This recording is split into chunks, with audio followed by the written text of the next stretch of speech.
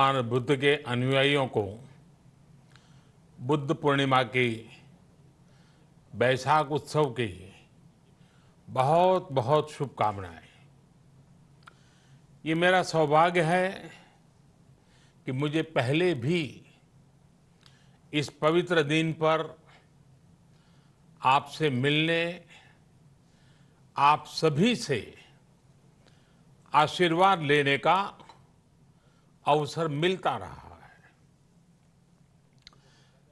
2015 और 2018 में दिल्ली में और साल 2017 में कोलंबो में मुझे इस कार्यक्रम से जुड़ने का, आपके बीच आने का मौका मिला था। हाँ, इस बार परिस्थितियां ही कुछ और हैं, इसलिए आमने सामने आकर के आपसे मुलाकात नहीं हो पा रही है। साथियों, भगवान बुद्ध का वचन है, मनो पुब्बम गमा धम्मा, मनोसेट्टा मनोमया। यानी धम्म मन से ही होता है, मन ही प्रधान है, सारी प्रवृत्तियों का अगुवा है। इसलिए आपका और मेरा मन का जो जुड़ाव है, उसके कारण सशरीर उपस्थिति की कमी उतनी महसूस नहीं होती। आपके बीच आना बहुत खुशी की बात होती, लेकिन अभी हालात हमें वो परमिट नहीं करते हैं और इसलिए दूर से ही टेक्नोलॉजी के माध्यम से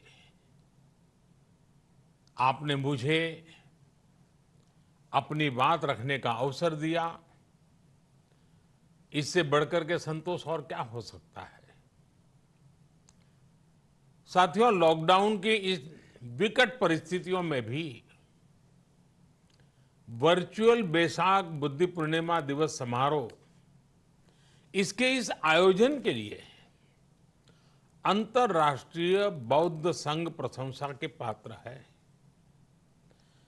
आपके इस अभिनव प्रयास के कारण ही इस आयोजन में विश्व भर के लाखों अनुयायी एक दूसरे के साथ जुड़ रहे हैं। लुम्बिनी, बोधगया, सारनाथ और कुशीनगर के अलावा श्रीलंका के श्री अनुराधापुर स्तूप और वासुदेवा मंदिर में हो रहे समारोहों का इस तरह एकीकरण कितनी अद्भुत कल्पना है, कितना सुंदर दृश्य है। हर जगह हो रहे पूजा कार्यक्रमों का ऑनलाइन प्रसारण होना अपने आप में अद्भुत अनुभव है। आपने इस समारोह को कोरोना वैश्विक महामारी से मुकाबला कर रहे पूरी दुनिया के हेल्थ वर्कर्स और दूसरे सेवा कर्मियों के लिए प्रार्थना सप्ताह के रूप में मनाने का संकल्प लिया है।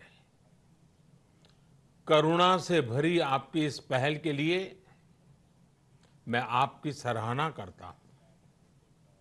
मुझे पूरा विश्वास है कि ऐसे ही संगठित प्रयासों से हम मानवता को इस मुश्किल चुनौती से बाहर निकाल पाएंगे, लोगों की परेशानियों को कम कर पाएंगे। साथियों, प्रत्येक जीवन की मुश्किल को दूर करने के संदेश और संकल्प ने भारत की सभ्यता को, संस्कृति को हमेशा दिशा दिखाई है। भगवान बुद्ध ने भारत की संस्कृति और इस महान परंपरा को बहुत समृद्ध किया है। वो अपना दीपक स्वयं बने और अपनी जीवन यात्रा में दूसरों के जीवन को भी प्रकाशित करते रहे। और इसलिए बुद्ध किसी एक परिस्थिति तक सीमित नहीं है, किसी एक प्रसंग तक सीमित नहीं है। सिद्धार्थ के जन्म, सिद्धार्थ के गौतम होने से पहले और उसके बाद इतनी शताब्दियों में समय का चक्र अनेक स्थितियों परिस्थितियों को समेटते हुए निरंतर चल रहा है। समय बदला, स्थिति बदली, समाज की व्यवस्थाएं बदली, लेकिन भगवान बुद्ध का संदेश हमारे जीवन में निरंतर प्रवाहमान रहा है। ये सिर्फ इसलिए संभव हो पाया है क्योंकि बुद्ध सिर्फ एक नाम नहीं है, बल्कि एक पवित्र विचार भी है। एक ऐसा विचार जो प्रत्येक मानव के हृदय में धड़कता है, मानवता का मार्गदर्शन करता है। बुद्ध त्याग और तपस्या की सीमा है। बुद्ध सेवा और समर्पण का पर्याय है। बुद्ध मजबूत इच्छा शक्ति से सामाजिक परिवर्तन की पराकाष्ठा है। बुद्ध वो है जो स्वयं को तपाकर, स्वयं को खपाकर, खुद को न्योछावर करके पूरी दुनिया में आनंद फैलाने के लिए समर्पित है।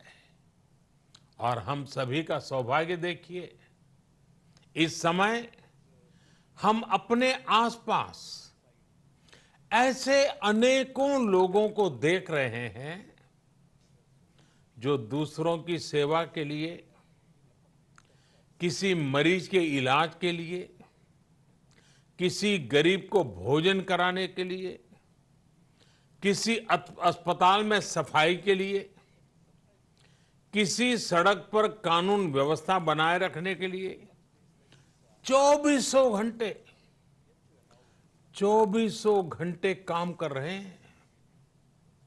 भारत में, भारत के बाहर ऐसा प्रत्येक व्यक्ति, विश्व के हर कोने में ऐसा प्रत्येक व्यक्ति अभिनंदन का पात्र है, नमन का पात्र है।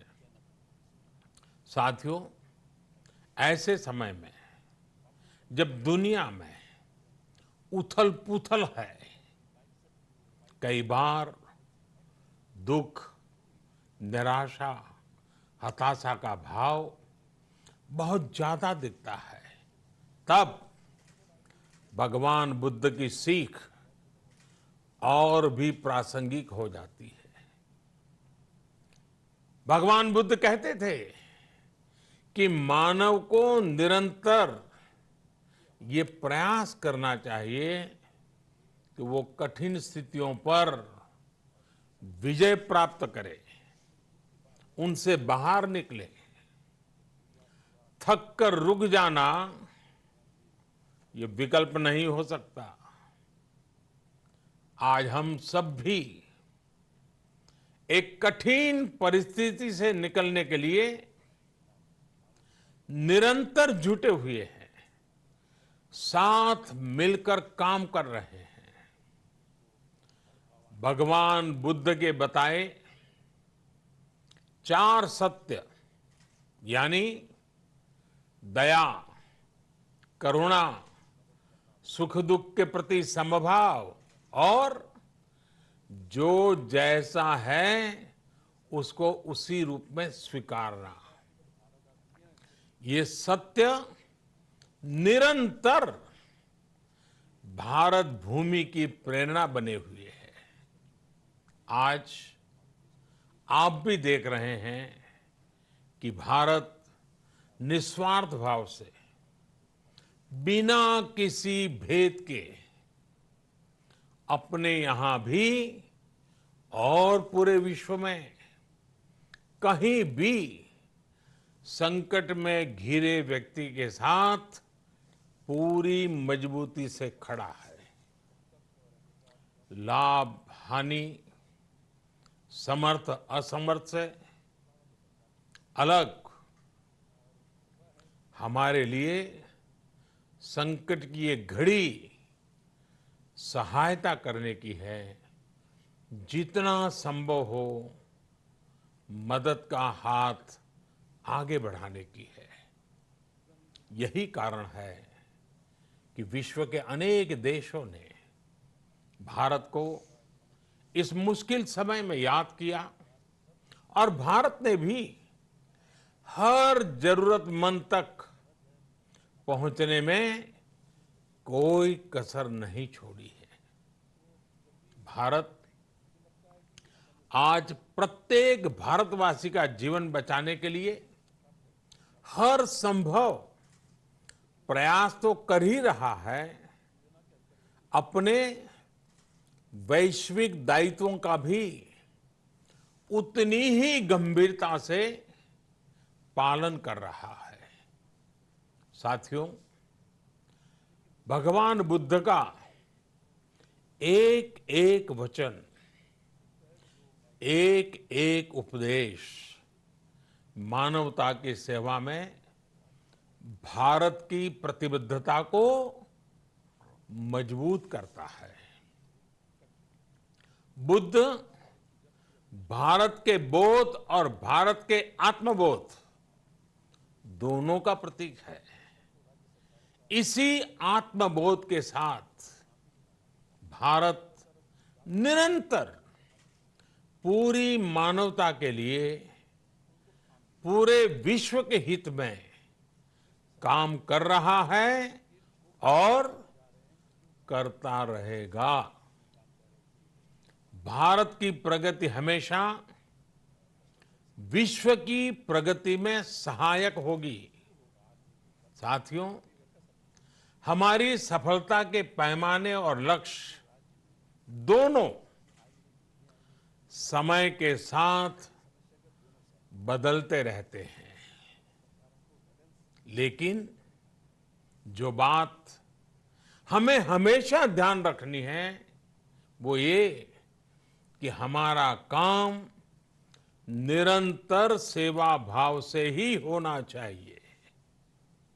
जब दूसरे के लिए करुणा हो, संवेदना हो और सेवा का भाव हो, तो ये भावनाएं हमें इतना मजबूत कर देती हैं कि बड़ी से बड़ी चुनौती से आप पार पा सकते हैं। सुप्पबुद्धम पबुज्जन्ति सदाघोतम सावका, यानी जो दिन रात हर समय मानवता की सेवा में जुटे रहते हैं वही बुद्ध के सच्चे अनुयायी हैं। यही भाव हमारे जीवन को प्रकाशमान करता रहे, गतिमान करता रहे। इसी कामना के साथ आप सभी का बहुत बहुत आभार। इस मुश्किल परिस्थिति में आप अपना, अपने परिवार का, जिस भी देश में आप हैं वहां का ध्यान रखें, अपनी रक्षा करें और यथासंभव दूसरों की भी मदद करें। सबका स्वास्थ्य उत्तम रहे, इसी मंगल कामना के साथ मैं मेरी वाणी को विराम देता हूं। धन्यवाद। सर्वमंगलम।